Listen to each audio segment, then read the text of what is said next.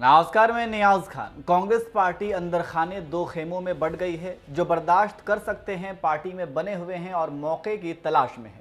वहीं कुछ नेता खुले तौर पर पार्टी नेतृत्व पर सवाल खड़े करते रहते हैं। कुल मिलाकर कांग्रेस फिलहाल अपने वजूद की लड़ाई लड़ रही है और इस वजूद को बचाए रखने के लिए और नई रणनीति तैयार करने के लिए नए राष्ट्रीय अध्यक्ष का चुनाव होना है।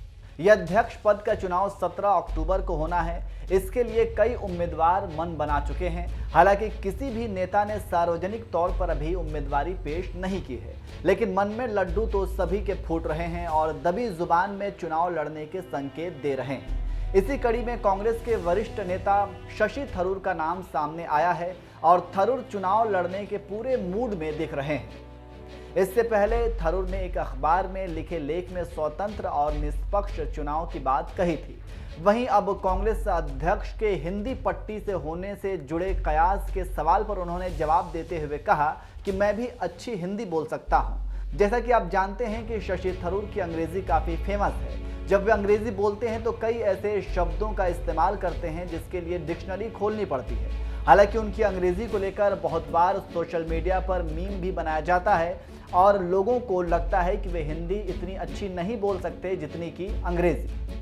आपको बता दें कि थरूर के अलावा कांग्रेस नेता मनीष तिवारी ने भी अध्यक्ष पद के चुनाव में पारदर्शिता और निष्पक्षता की बात कही थी। इसी पर जवाब देते हुए थरूर ने कहा कि अगर उन्होंने चुनाव में पारदर्शिता की बात की है तो यह होना चाहिए।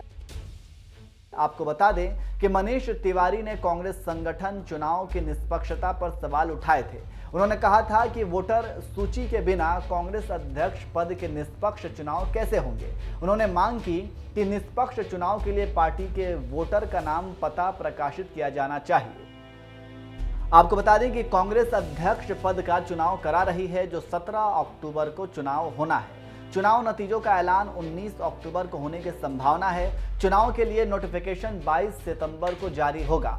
वहीं अध्यक्ष पद के लिए नामांकन 24 सितंबर से 30 सितंबर तक होंगे। चुनाव तारीखों का ऐलान करते हुए कांग्रेस के महासचिव केसी वेणुगोपाल ने कहा कि यह खुला चुनाव है, इसमें कोई भी हिस्सा ले सकता है।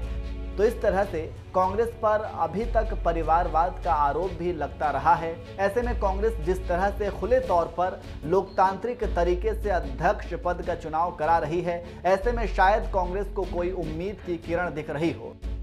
बाकी आपको क्या लगता है कि कांग्रेस पार्टी खुद को नए तरह से संगठित करना चाहती है? क्या इसमें वो सफल हो पाएंगे? कमेंट करके जरूर बताएं।